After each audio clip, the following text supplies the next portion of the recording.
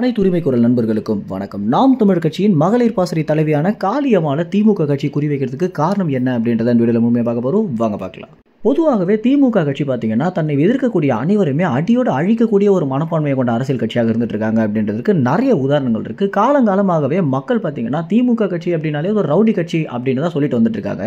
இந்த மாதிரி அவங்க சொல்வதற்கு முதல் முக்கிய காரணமாக என்ன பார்க்கப்படுது அப்படின்னா, திமுக கட்சியை பொறுத்த வரைக்கும் அவங்கள விமர்சனம் யாராவது பண்ணிட்டாலோ அவங்கள உடனடியாக சிறைப்படுத்துறது, சிறையில் கடுமையான தண்டனைகளை கொடுக்குறது, அதற்கு பின் சிறையிலிருந்து அவங்க வந்த பிறகு திமுக கட்சியை குறித்து அவங்க பேசுறதுக்கே பயப்படணும் அப்படின்ற அளவுக்கு அந்த மக்களை பார்த்தீங்கன்னா வாட்டி வதச்சிட்டு வந்துட்டு இருக்காங்க. இன்னி வரைக்குமே இறுதியாக திமுக கட்சியை கடுமையாக விமர்சிச்ச சவுக்கு சங்கர், சாட்டை துரைமுருகன் இது போன்ற நபர்களை திமுக கட்சி சிறையில தள்ளி அவங்களுக்கு எந்த அளவுக்கு கொடுமைகளை கொடுத்தாங்க அப்படின்றத அவங்களே பார்த்தீங்கன்னா நிறைய நேர்காணல்களை சொல்லிட்டு தான் வந்துட்டு இருக்காங்க. சாட்டை துரைமுருகனுக்கு சிறையில என்னென்ன கொடுமைகள் தரப்பட்டுச்சு அப்படின்னு நம்ம எல்லோருக்குமே தெரிஞ்சிருக்கும். சீமானுடன் இருக்காரு அப்படின்றதையும் தாண்டி தனிப்பட்ட முறையில் யூடியூப்ல அதிகமாக விமர்சித்த ஒரு நபராக சாட்டை துரைமுருகன் இருந்திருக்காரு. இந்த காரணங்கள் அனைத்துமே அடிப்படையாக வச்சு தமிழ்நாட்டு காவல்துறையை வச்சு சவுக்கு சங்கருக்கும் மற்றும் சாட்டை துரைமுருகனுக்கும் பார்த்தீங்கன்னா அவங்களால என்னென்ன கொடுமைகளை கொடுக்க முடியுமோ அவை அனைத்துமே கொடுத்திருந்தாங்க திமுக கட்சி. இதை பார்த்த பிறகு அனைவருமே திமுக கட்சியை விமர்சிக்கிறதுக்கே பயப்படணும் அப்படின்ற ஒரு விஷயத்தை நிலைப்படுத்த தான் இந்த மாதிரியான காரியத்தில் ஈடுபட்டு வந்துட்டு இருக்காங்க.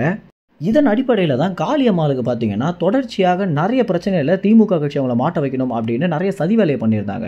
உதாரணத்துக்கு அவங்க மேடையில் பேசிக்கிட்டு இருக்கும்போதே கீழே இருந்து மது பாட்டில் எடுத்து அவங்க மேலே வீசினதும், அதற்கு பிறகு காளியம்மாளுக்கு நிறைய கொடுமைகளை கொடுத்ததும், தொலைபேசி மூலம் கொலை மிரட்டல் வரைக்குமே பார்த்தீங்கன்னா காளியம்மாளுக்கு நிறைய வாட்டி கொடுத்துருக்காங்க. ஆனால் காளியம்மாள் ஒவ்வொரு முறையும் காவலர்களை அணுகும் போது காவலர்கள் இது ஒரு பொருட்டாவே மதிக்காம காளியம்மாளை ரொம்பவே கீழ்த்தரமாக நடத்தி அனுப்பியிருக்காங்க அப்படின்னு தான் தகவல் கிடைச்சிருந்தது.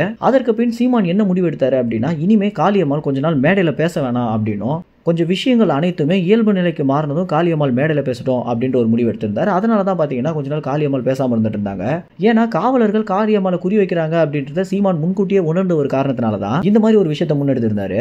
அதற்கு பின் சமீபத்தில் நடந்த ஒரு பொதுக்கூட்டத்தில் பார்த்தீங்கன்னா காளியம்மாள் பேசியிருந்தாங்க. எதனால இவ்வளோ நாள் அவங்க பேசல அப்படின்னு ஏகப்பட்ட கேள்விகள் தற்போது எழுந்திருக்கு. அந்த கேள்விகளுக்காக தான் இந்த ஒரு வீடியோ இருக்கு.